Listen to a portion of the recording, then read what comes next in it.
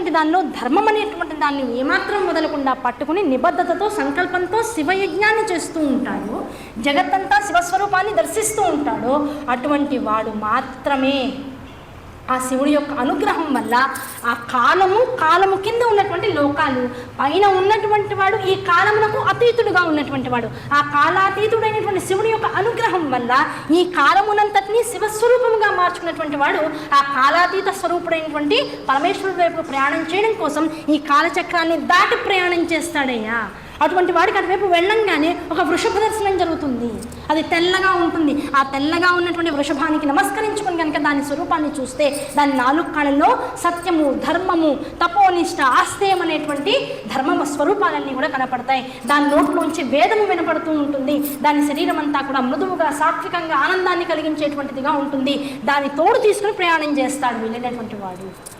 దాన్ని తోడు తీసుకుని వెళ్ళాడట. వెళ్తూ ఉంటే రకరకాల మండపాలు వస్తున్నాయట. నృత్య మండపం, తపో మండపం, ధ్యాన మండపం, వివిధమైనటువంటి అలంకారాలతో కూడుకున్నటువంటి మండపాలన్నీ కూడా కనపడుతున్నాయట. ఆ మండపాలన్నీ చూస్తూ నోళ్ళు వెళ్ళబెడుతూ ఆ చేసినటువంటి సాధకుడు ఆ వృషభాన్ని ఆసరా చేసుకుని ముందుకు వెళ్తున్నాడు. ఒక చోటుకి వెళ్ళినప్పటికీ ఆ వృషభము ఉన్న చోట ఉండి ఆగిపోయి తదేకంగా చూస్తుంది. ఇంతసేపు సాధన చేసేవాడు ఏం చేశాడు? వృషభాన్ని చూస్తూ నడుస్తున్నాడు. అది ఎటు వెళ్తే అటు వెళ్తున్నాడు. ఇప్పుడు ఏమైంది? ఆ వృషభం చోటుకి వెళ్ళిన తర్వాత ఆగిపోయింది. ఆగిపోతే ఇప్పుడు ఏం చేస్తాం? మనం మనిషిని కలవడానికి వెళ్ళాం. ఆ మనిషి మనల్ని చూడుకుని దేన్నో చూస్తున్నాడు. మనం ఏం చేస్తాం? వాడు ఎటు చూస్తున్నాడో మనం కూడా అటే చూద్దాం. ఏముందిరా బాబు, వాడు ఏం చూస్తున్నాడు వాడు అని చెప్పి వాడు వైపు చూస్తాడు. ఈయన దేన్ని చూస్తున్నాడు? ఈయన చూసేది ఏమిటి? ధర్మం వల్ల పరమేశ్వరుడు యొక్క దర్శనం జరిగింది. ధర్మమలమైనటువంటి వృషభాన్ని ఆసరా చేసుకుని ఈ కాలముని ధర్మముగా మార్చుకున్నటువంటి సాధకుడికి ఈ వృషభము యొక్క సాంగత్యము వల్ల పరమేశ్వర అనుగ్రహం కలిగింది. వృషభం ఎప్పుడు ఎక్కడ ఉంటుంది? పరమేశ్వరుడు ఎదురుకుండా కూర్చొని తపస్సు చేసుకుంటూ కూర్చుంది. ఆ తపస్సు చేసుకునే వృషభాన్ని ఎప్పుడైతే నువ్వు సాంగత్యం చేశావో, దానిలాగా నువ్వు కూడా ధర్మాన్ని ఆశ్రయించావో, దానిలాగా నువ్వు ఆశ్రయాన్ని ఆశ్రయించావో, దానిలాగా నువ్వు అహింసని పూర్తిగా నువ్వు మనసులోకి తీసుకున్నావో, భౌతికమైన, మౌలికమైన, లౌకికమైనటువంటి పదార్థాలను త్యజించావో, కాలాతీతుడైనటువంటి పరమేశ్వరుడు వైపుకు ప్రయాణం ఆ వృషభంతో పాటుగా జరుగుతుంది. వృషభం ఆగిన చోట నువ్వు ఉంటావు. వృషభం శృంగములలోంచి పరమేశ్వరుడు దర్శనాన్ని చేస్తావు. వృషభము శృంగముల మధ్యలోంచి చేశావు అంటే ఆ శృంగములను దేనికి తార్కాణం? అహింసకి, మార్దవత్వానికి తార్కాణం. అహింసకి, మార్దవత్వానికి తార్కాణమైనటువంటి శృంగముల మధ్యలోంచి ఎప్పుడైతే పరమేశ్వరుడు దర్శనం జరిగిందో నువ్వు వెళ్ళిపోయి పరమేశ్వరుడిలో లయమైపోయావు. ఇప్పుడు ఆ వృషభం ఏం చేస్తుంది? నిన్ను ఆయనలో చేర్చడం కోసం తన యొక్క ధర్మాన్ని నిర్వర్తించింది. ధర్మాన్ని ఆశ్రయించిన వాడు ధర్మాన్ని పట్టుకుని ధర్మముగా మారి ధర్మము ద్వారా పరమేశ్వర సాంగత్యాన్ని పొందుతాడు. ఇప్పుడు ఏమైంది? ధర్మం ఇప్పుడు ఏమిటి? ఆబాల గోప విదిత సర్వానుల్లంఘ్య శాసన శ్రీచక్రరాజ నిలయ శ్రీమత్రిపుర సుందరి శ్రీ శివశక్తిక్య రూపిణి లలితాంబిక. ఇప్పుడు ధర్మం అంటే ఏమిటి? లలితాంబికయే. ఆ ధర్మస్వరూపంలో ఉన్నటువంటి వృషభమైన స్వరూపం ధర్మస్వరూపిణి అయినటువంటి పార్వతీదేవి యొక్క స్వరూపం. ఆవిడెప్పుడు ఎక్కడ ఉంటుంది? అయ్యవారి పక్కన ఉంటుంది. జగత్తులో ఉన్నటువంటి జీవులందరినీ అయ్యవారిని లయం చేసేటప్పుడు తానే సాక్షిభూతముగా మారి లయం చేస్తుంది. కనుక తాను వృషభమాకారంలో ధర్మస్వరూపిణిగా ఎదురుగా ఉండి సాధన చేసినటువంటి సాధనా పదులందరినీ అయ్యవారిలోకి లయం చేసేటువంటి విషయాల్లోకి తాను సాక్షిత్వాన్ని మాత్రమే అవలంబిస్తూ ఉన్నది. అటువంటి స్థితిలో కైలాసంలోకి ఎంటర్ అవ్వడం జరిగింది.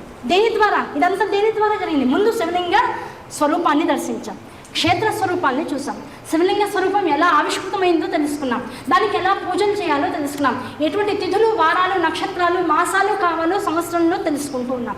దాని అంతటితో ఎలాంటి వ్యంజనాలతో పూజ చేయాలో తెలుసుకున్నాం. అటువంటి వ్యంజనాలన్నీ ఎటువంటి ద్రవ్యంతో తెచ్చుకోవాలో, ఎటువంటి ధర్మబద్ధమైనటువంటి జీవనాన్ని గడుపుతూ తెచ్చుకోవాలో అర్థం చేసుకున్నాం. ఆ ధర్మబద్ధమైనటువంటి జీవనంలోంచి త్యాగాన్ని ఎలా అలవాటు చేసుకోవాలో తెలుసుకున్నాం. దాంతోపాటు మిత భాషిత్వం, మిత ఆహారత్వం, ఈ రెండింటినీ జీవితంలోకి తెచ్చుకున్నాం. ప్రపంచంలో లౌకిక విషయాల్ని కూడా వదలడం ఎలాగో అర్థం చేసుకుంటూ ఉన్నాం. జప, క్రియ, తపో గుణాలని అలవాటు చేసుకున్నాం. ఇలా క్రమబద్ధంగా శివుడు అనేటువంటి ఒక పరిచయం దగ్గర నుంచి శివుడుగా నేను మారేదాకా ఉండేటువంటి మార్గము, ఈ జర్నీ ఏదైతే ఉందో ఇదంతా శివపురాణంలో మొట్టమొదట ప్రధానాంశంగా చెప్తూ వచ్చారు. ఇలా కనుక జరిగితే నువ్వు శివుడుగా మారితే అప్పుడు ఏమవుతుంది? ఎంతమంది శివులు ఉన్నారు? ఇప్పుడు జగత్తులో ఎంతమంది మనుషులు ఉన్నారో అంతమంది శివులు ఉన్నారయ్యా. ఈ శివులందరినీ కలిపితే ఏమవుతుంది? మహారుద్ర స్వరూపం అవుతుంది. ఆ మహారుద్ర స్వరూపాన్ని అంతటినీ కూడా ఒక వ్యాఖ్యానం చేస్తే ఉంటుంది, శతరుద్రేయం అవుతుంది. ఆ శతరుద్రేయమే తర్వాత వచ్చేటువంటి శివపురాణంలో అత్యధిక ప్రాధాన్యతని వహించేటువంటి అంశం. అది తెలుసుకోవాలంటే ఇంత ఉపోద్ఘాతం కావాలి. అసలు నువ్వు ఎందుకు అయ్యావు రుద్రుడివి అంటే, నీ లోపల రుద్రుడు ఉన్నాడు, నీ చుట్టుపక్కల రుద్రుడు ఉన్నాడు, అంతరిక్షంలో రుద్రుడు ఉన్నాడు, నువ్వు చూసేటువంటి ప్రతి విషయంలో నువ్వు రుద్రుడున్నాడు, నీ గురువే పెద్ద రుద్రుడు. ఈ రుద్రులన్నింటినీ నువ్వు తెలుసుకోగలిగితే, నీలో ఉన్నటువంటి రుద్రులు ఆ రుద్రులు కలిపితే మొత్తం ఓం నమ శివాయ అనేటువంటి ప్రణవాక్షరం అవుతుంది. ఆ ప్రణవాక్షరంలో నాద బిందు అకార ఉకార మకార స్వరూపం జగత్తంతా వ్యాపించి ఉంది. ఆ ఉన్నటువంటి స్వరూపాన్ని అన్నింటినీ గుళ్ళో చూసినా, ఇంట్లో చూసినా, యంత్రంలో చూసినా, ఉత్సవ విగ్రహంలో చూసినా, గురువులో చూసినా, ఓంకార నాదంలో చూసినా ఉన్నదంతా ప్రణవాక్షరమే.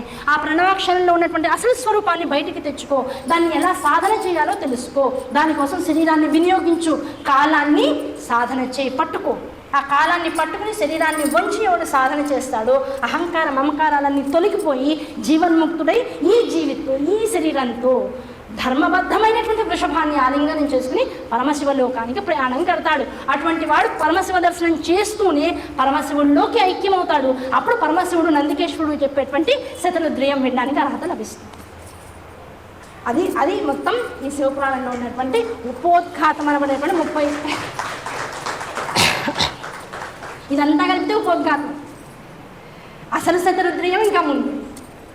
అది వచ్చే సందర్భంలో అసలు ఎంత తక్కువ చేసి చెప్దామన్నా విషయం పూర్తిగా చెప్పకపోతే ఆనందం మనసుకి చెప్పిన దానికే కలగకపోయేటప్పటికల్లా ఉన్నదాన్ని యథాతథంగా చెప్పాలనేటువంటి ప్రయత్నం.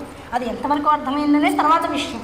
కనీసం నేను నేర్చుకున్న దాన్ని పరమేశ్వరు ముందు చెప్పగలుగుతున్నాను అనేటువంటి ఒక ఆనందాన్ని అనుభవిస్తూ ఈసారి ఈ ప్రవచన ధారకి స్వస్తి పలుకుతూ శ్రీ